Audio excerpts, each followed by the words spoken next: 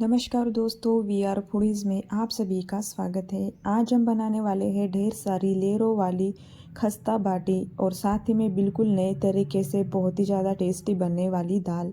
चलिए तो फिर रेसिपी बनाना शुरू करते हैं। रेसिपी शुरू करने से पहले मेरा आप सभी से निवेदन है कि दोस्तों, अगर आपको मेरी आज की रेसिपी पसंद आती है तो प्लीज़ मेरे वीडियो को लाइक कीजिए, शेयर कीजिए और अगर आपने मेरे चैनल को अभी तक सब्सक्राइब नहीं किया है तो सब्सक्राइब कीजिए और बेल आइकन क्लिक कीजिए, जिससे मेरे नए नए वीडियो के अपडेट्स आपको मिलते रहेंगे। तो सबसे पहले हम यहाँ पर कोई भी बड़े साइज़ का बाउल या फिर थाली लेंगे और अब हम इसमें डालेंगे गेहूं का आटा। इसे मैंने पहले से ही छान कर लिया है। मेजरमेंट के लिए आप घर की कोई भी कटोरी सेट कर दीजिए या फिर कप सेट कर दीजिए। तो यहाँ पर हमने 3 कटोरी जितना गेहूं का आटा लिया है और अब हम इसी कटोरी से 1 कटोरी जितनी बारीक वाली सूजी लेंगे। अगर आपके पास बारीक वाली सूजी नहीं है तो आप मोटी वाली सूजी को पीसकर भी इस्तेमाल कर सकते हो। अब हम इसमें 2 चम्मच जितने सफ़ेद तेल डालेंगे। इसे डालना पूरी तरह से ऑप्शनल है। अब हम इसमें टेस्ट के हिसाब से नमक डालेंगे और इसे हम एक बड़े साइज़ के थाली में निकाल देते हैं ताकि मिक्स करने में आसानी रहेगी। इसे थाली में निकालने के बाद अब हम इसमें डालेंगे अजवाइन। तो यहाँ पर मैंने 1 बड़ा चम्मच अजवाइन लिया है। इसे हम हाथों पर क्रश करके डालेंगे ताकि इसका फ्लेवर अच्छे से निकल कर आ जाए। और अजवाइन डालने के बाद अब हम यहाँ पर बेकिंग सोडा डालेंगे, लगभग आधा चम्मच जितना। बेकिंग सोडा डालने से बाटी अच्छे से फूल जाती है, जालीदार बनती है और जब हम उसे फ्राई करते हैं तो अंदर तक अच्छे से फ्राई हो जाती है, बिल्कुल भी कच्ची नहीं रहती है। अब हम इन सारी चीज़ों को हाथों से अच्छे से मिक्स करेंगे और अब हम इसमें लगभग 1.5 से 2 चम्मच जितना दही डालेंगे। यहाँ पर हमें फ्रेश दही का इस्तेमाल कर लेना है और दही डालने के बाद इसे भी हम अच्छे से मिक्स करेंगे। अगर दही ज़्यादा खट्टा है तो आप यहाँ पर कम यूज़ कीजिए।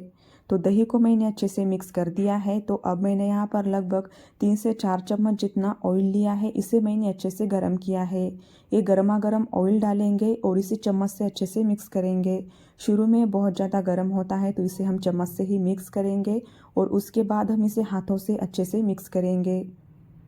पूरे आटे को ऑयल अच्छे से कोट होना चाहिए। इस तरह से हम इसे हाथों से अच्छे से मसलते हुए मिक्स करेंगे। तो यहाँ पर मैंने ऑयल को अच्छे से मिक्स कर दिया है। अब मैंने यहाँ पर पानी लिया है और इसमें मैंने थोड़ा सा हल्दी पाउडर डाला है। हल्दी पाउडर डालने से बाटी को अच्छा कलर आता है। हल्दी पाउडर हम शुरू में ही डाल देते तो बेकिंग पाउडर की वजह से हमारे बाटी के ऊपर रेड स्पॉट्स आ सकते थे। तो इसलिए हमने यहाँ पर हल्दी को पानी में डाल करके यूज़ किया है, सीधा यूज़ नहीं किया है। थोड़ा थोड़ा करके पानी डालेंगे और सख्त आटा लगा करके तैयार करेंगे। तो यहाँ पर हमने इस तरह से इसका सख्त आटा लगा करके तैयार किया है। सख्त आटा लगाएंगे तभी बाटी अच्छे से क्रिस्पी बन जाती है और बाद में बिल्कुल भी सॉफ्ट नहीं पड़ती है। तो अब हम इसकी इस तरह से लोइयाँ बना करके तैयार करेंगे और इन लोइयों को हम हल्का सा इस तरह से राउंड शेप देंगे। इसे हमें बहुत ज़्यादा मसलना नहीं है, चिकना नहीं करना है। इसके ऊपर जो क्रैक्स है इसी की वजह से हमारी बाटी अंदर तक अच्छे से क्रिस्पी फ्राई हो जाती है, बिल्कुल भी कच्ची नहीं रहती है और बहुत ही ज़्यादा क्रिस्पी बनती है। इसे हम इस तरह से हल्का सा हाथों पर फ्लैट करेंगे और फिर हम इसे इस तरह से एक जगह पर कलेक्ट करेंगे और फिर से हम इसे हल्का सा इस तरह से फ्लैट करेंगे। तो इसी तरह से हम सारी लोइयाँ बना करके तैयार करेंगे।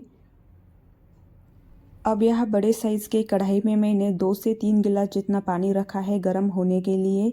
इसमें हमें नमक, ऑयल कुछ भी नहीं डालना है।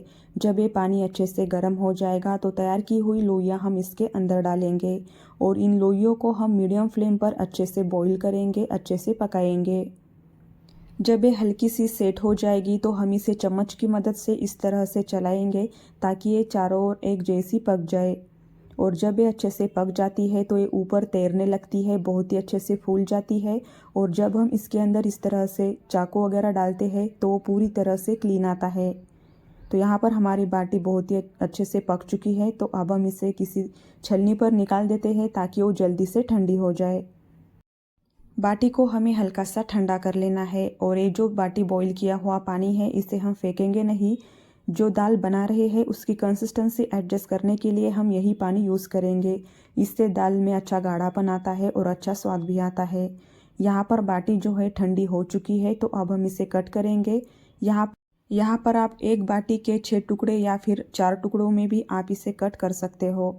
आप देख सकते हो इसके अंदर बहुत ही अच्छे से लेयर्स आ चुकी है और ये बाटी इसी वजह से बहुत ही ज़्यादा क्रिस्पी बन करके तैयार हो जाती है। बड़े बड़े टुकड़े में कट करेंगे तो हो सकता है कि अंदर से कच्ची रह जाए, तो इसे हम थोड़ा सा छोटी साइज़ में ही कट करेंगे। तो यहाँ पर जो है हमने बाटी को अच्छे से कट कर दिया है, तो अब हम इसे फ्राई करेंगे। ये जो बाटी है बिल्कुल भी ऑयली नहीं बनती है अगर आप इसे स्टेप बाय स्टेप बनाएंगे तो। यहाँ गैस पर मैंने कढ़ाई रखी है और इसमें मैंने ऑयल को मीडियम गरम किया है। जब ऑयल मीडियम गरम हो जाएगा तो तैयार की हुई बाटियाँ हम इस ऑयल में डाल देते हैं और मीडियम फ्लेम पर इसे हम हल्का सा सेट होने देते हैं। जब बाटियाँ हल्की सी सेट हो जाएगी तो इसे हम कंटिन्यूसली चलाते हुए अच्छे से फ्राई करेंगे। कंटिन्यूसली चलाएंगे तो इसे चारों ओर एक जैसा कलर आ जाता है। अगर हम यहाँ पर गैस की फ्लेम हाई कर देते हैं तो ये जल्दी से फ्राई हो जाती है, लेकिन अंदर से कच्ची ही रह जाती है। तो इसीलिए हम इसे मीडियम फ्लेम पर धीरे धीरे अच्छे से फ्राई करेंगे। तो लीजिए यहाँ पर बाटी को हल्का ब्राउन कलर आ चुका है। आप देख सकते हो ये बहुत ही ज़्यादा लेयरों वाली और खस्ता बन करके तैयार हो चुकी है, बिल्कुल भी ऑयली नहीं बनती है।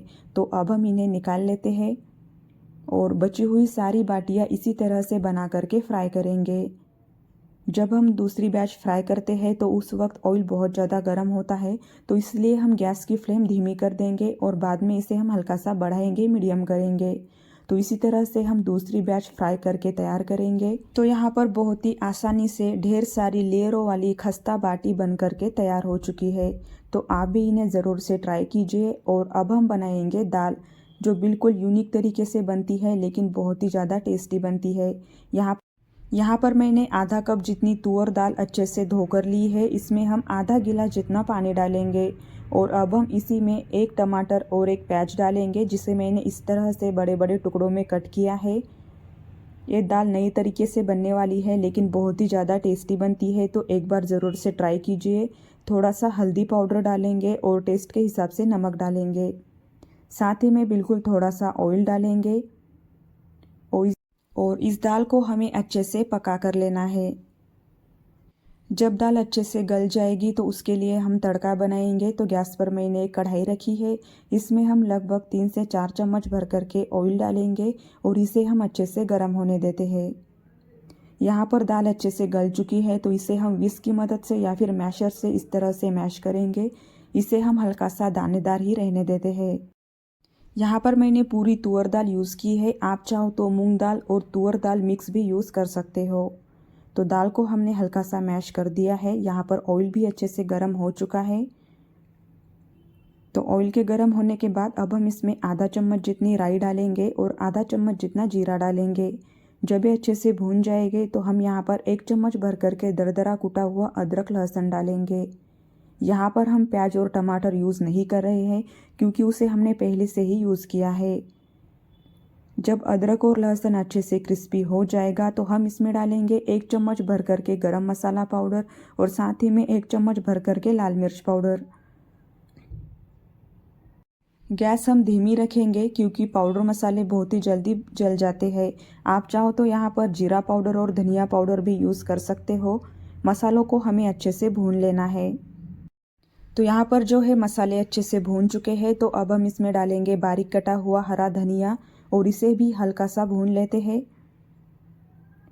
और जब हरा धनिया हल्का सा भून जाएगा तो इसमें हम डालेंगे बॉईल की हुई दाल। दाल डालने के बाद इसे भी हम अच्छे से मिक्स करेंगे। और अगर आपको यहाँ पर लगता है कि दाल बहुत ज़्यादा गाढ़ी है तो आप यहाँ पर इसकी कंसिस्टेंसी एडजस्ट करने के लिए प्लेन गर्म पानी यूज़ कीजिए या फिर जिसमें हमने बाटी को बॉईल किया था वो पानी यूज़ कीजिए। तो यहाँ पर मैंने बाटी को बॉईल किया हुआ पानी यूज़ किया है, उसे मैंने गर्म करके यूज़ किया है क्योंकि वो ठंडा हो चुका था। तो अब हम इस दाल को 2-3 मिनट के लिए अच्छे से बॉईल करेंगे। यहाँ पर आप टेस्ट कीजिए और अगर आपको लगे तो आप यहाँ पर थोड़ा सा नमक भी डाल दीजिए। अब लास्ट में मैंने यहाँ पर थोड़े से हरी मेथी के पत्ते और बारीक कटा हुआ हरा धनिया डाला है और 1 चम्मच भर करके इमली गुड़ की चटनी डालेंगे। अगर आपके पास इमली गुड़ की चटनी नहीं है तो आप यहाँ पर थोड़ा सा गुड़ और इमली का पल्प भी डाल सकते हो। तो इसे हम अच्छे से मिक्स करेंगे और गैस को करेंगे बंद। तो इसी तरह से हमारी बहुत ही आसान तरीके से बिल्कुल यूनिक दाल बन करके तैयार हो चुकी है। ये दाल बहुत ही ज़्यादा टेस्टी बनती है, तो एक बार आप इसे ज़रूर से ट्राई कीजिए। तो है ना बिल्कुल आसान, ढेर सारी लेयरों वाली बाटी और साथ ही में बिल्कुल यूनिक दाल। तो इसे ज़रूर से ट्राई कीजिए और रेसिपी कैसी लगी कमेंट में ज़रूर बताइए। फिर मिलेंगे ऐसी ही एक नई मज़ेदार रेसिपी के साथ।